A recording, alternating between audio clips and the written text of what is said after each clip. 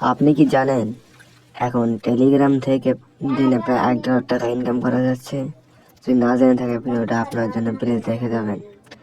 তা হচ্ছে আপনি প্রথমে টেলিগ্রামে যাবেন, এরপর কমেন্ট বক্সে আমার চ্যানেলের লিঙ্ক দেওয়া থাকবে, আর চাইলে জয়েন হতে পারবেন।